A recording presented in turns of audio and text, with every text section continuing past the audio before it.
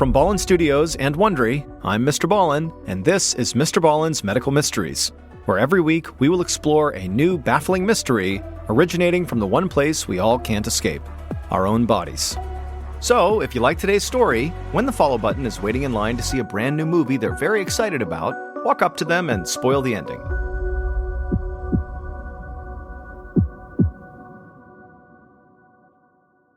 This episode is called The Speckled Monster.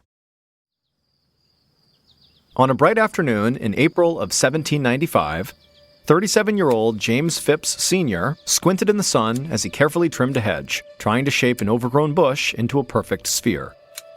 James was a gardener, and he tended to the estate of one of the most prominent men in Berkeley, England, a physician named Dr. Edward Jenner, who was a leading crusader against what was then the world's most feared disease, smallpox.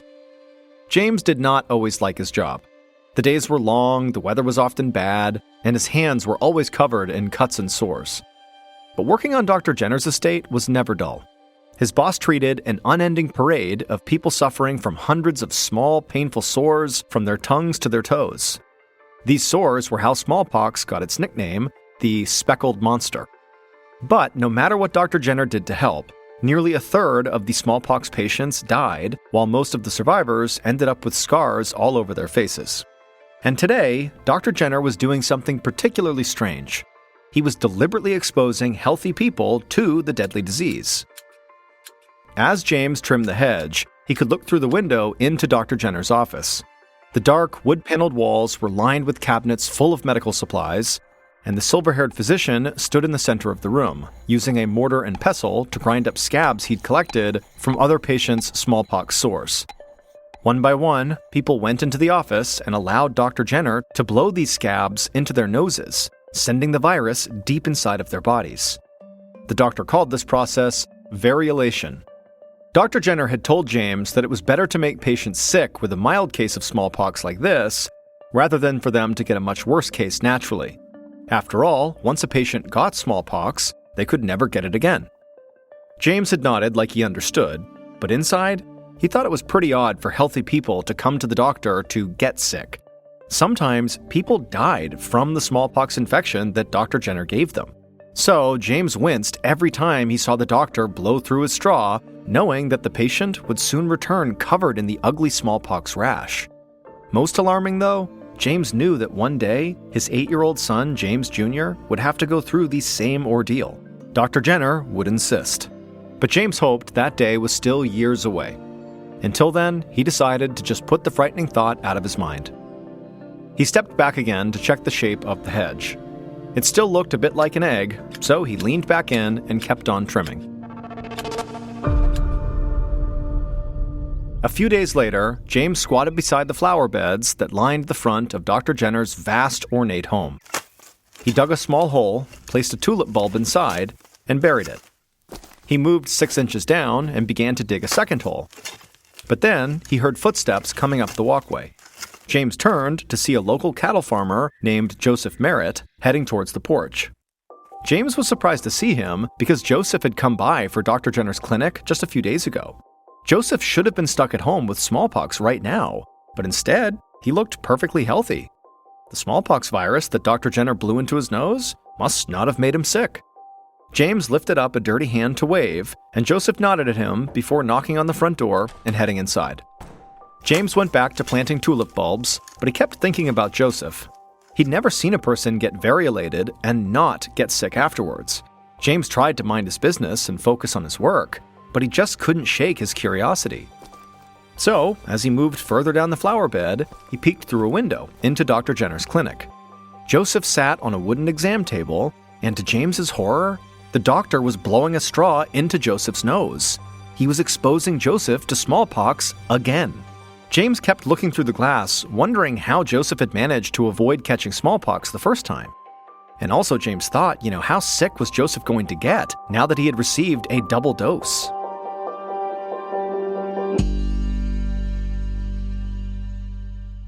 About a year later, in May 1796, Dr. Edward Jenner was enjoying a quiet morning in his sunroom, sipping an after-breakfast cup of tea, when he heard a knock at his door. A few moments later, one of his servants came into the sunroom and told him that a messenger had come from a nearby village. There was a pox outbreak at one of the villagers' farms, and they needed Dr. Jenner's help. Dr. Jenner thanked the servant and immediately went to get dressed.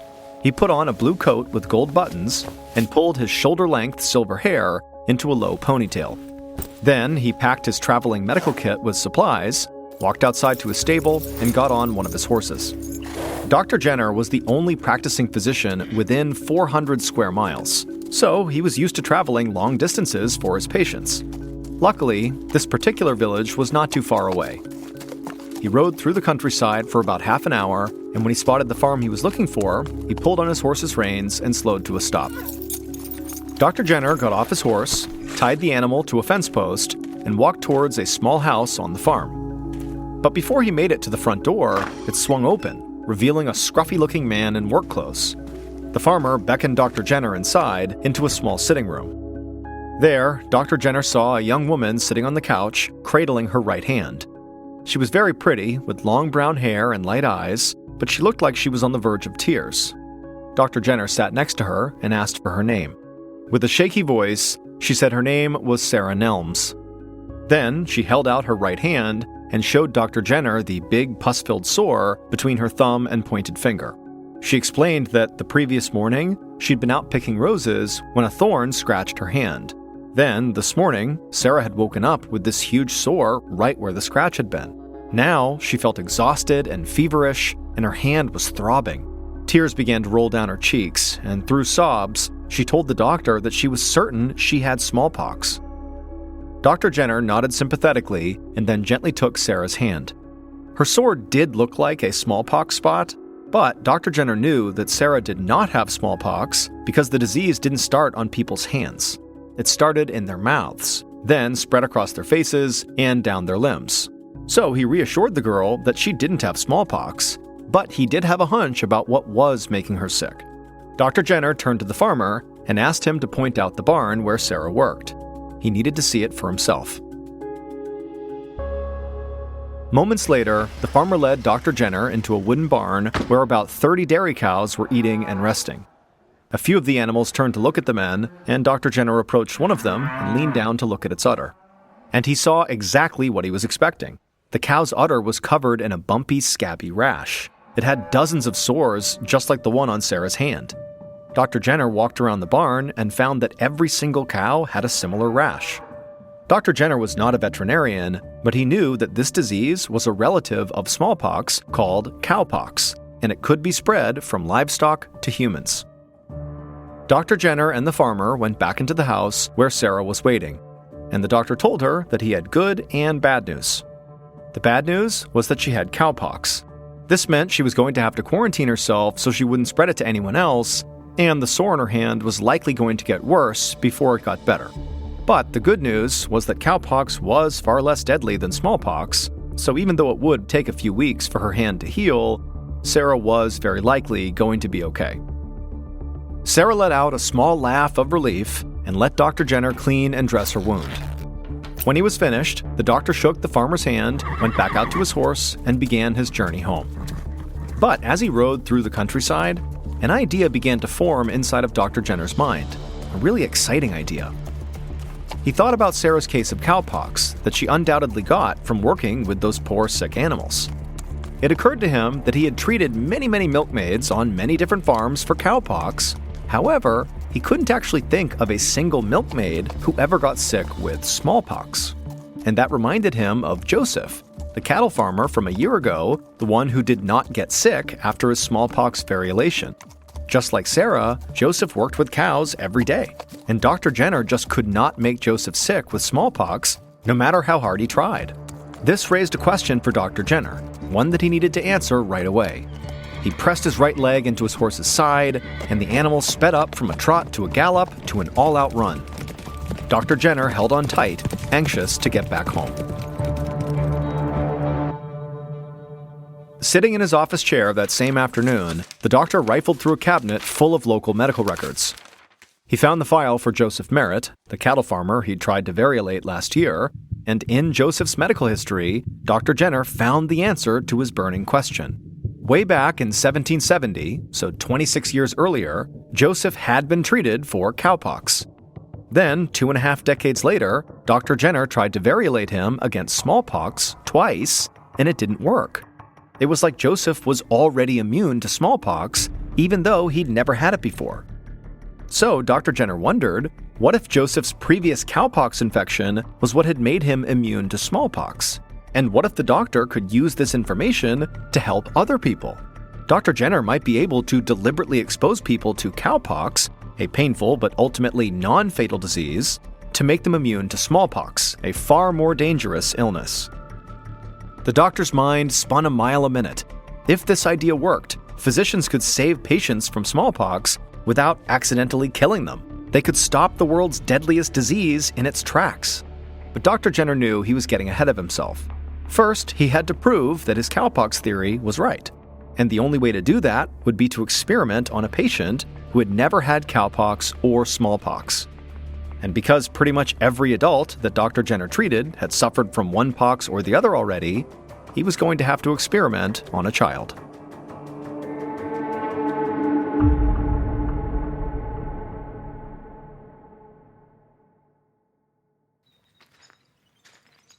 On May 14, 1796, James Phipps Sr. held his son's hand as they walked towards Dr. Jenner's estate. They passed the hedges James had trimmed and the tulips he'd planted, but James was not thinking about his work.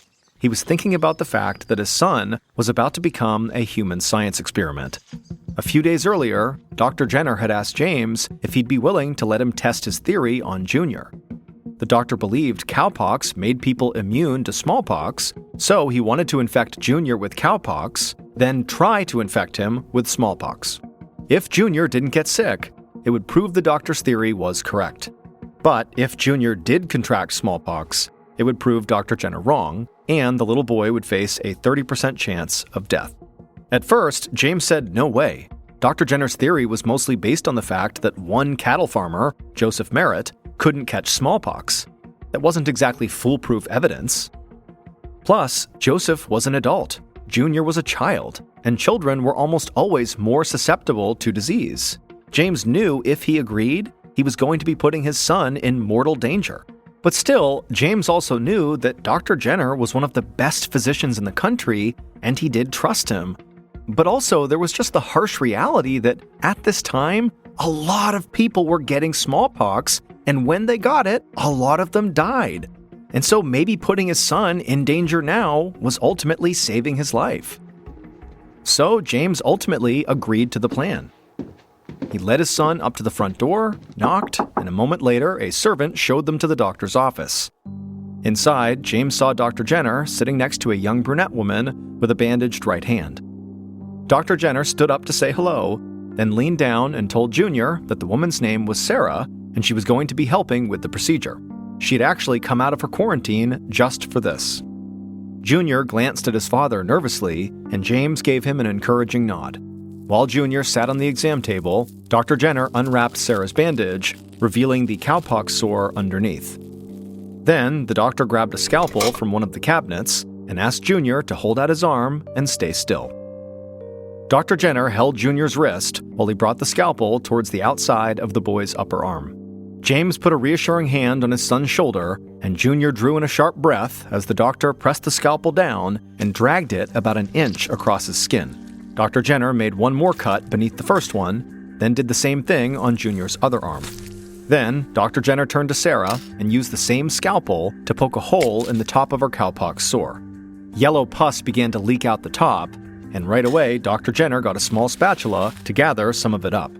Junior squirmed, but James tightened his grip on his son's shoulders to keep him still as the doctor wiped the pus directly into the cuts on both of Junior's arms. Junior looked completely grossed out, and James did too, but James was also glad that at least this part of the experiment was over. He let go of his son's shoulders, and they headed back home.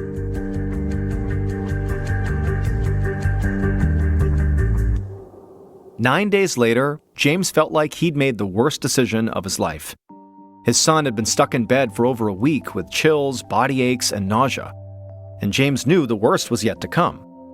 Even if his son recovered from cowpox, which was feeling like a big if, he still had to be exposed to smallpox.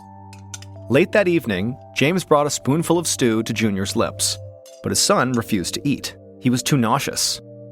A voice in the back of James's mind told him that he had put his son through all this suffering for nothing.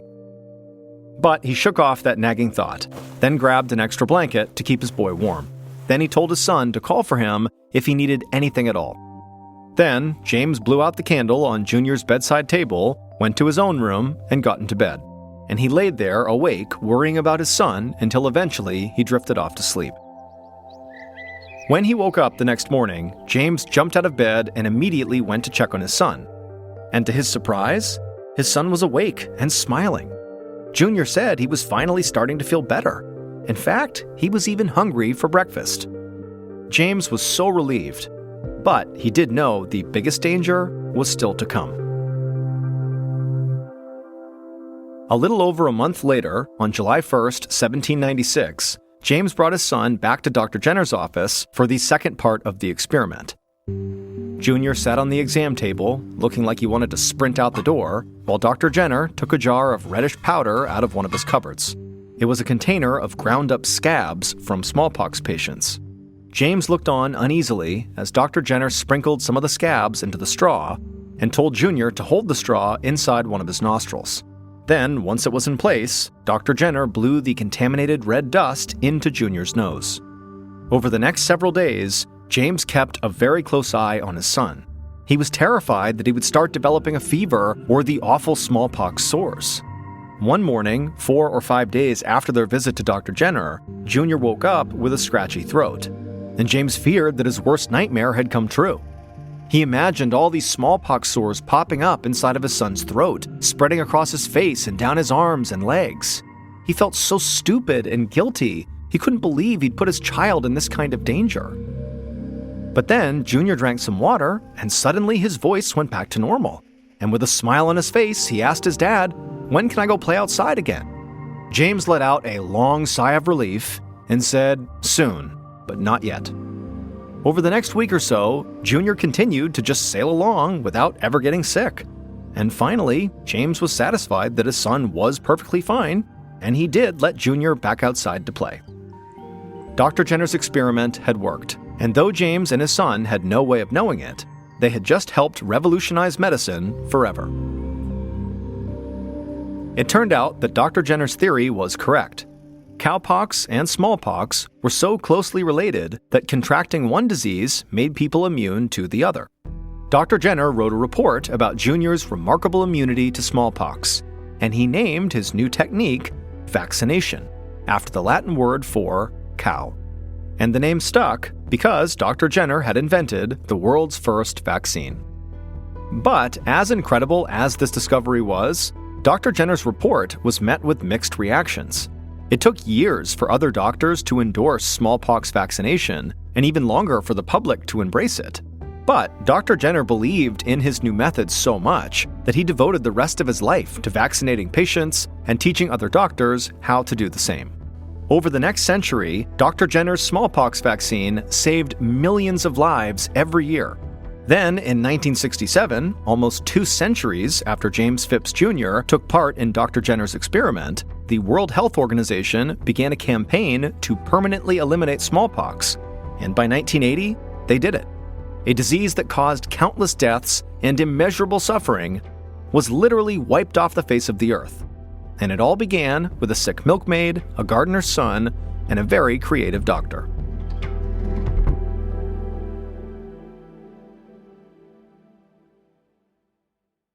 Hey Prime members, you can listen to new episodes of Mr. Ballen's Medical Mysteries early and ad-free on Amazon Music. Download the app today. And also, Wondery Plus subscribers can listen to Mr. Ballen's Medical Mysteries ad-free. Join Wondery Plus today. Before you go, tell us about yourself by completing a short survey at listenersurvey.com.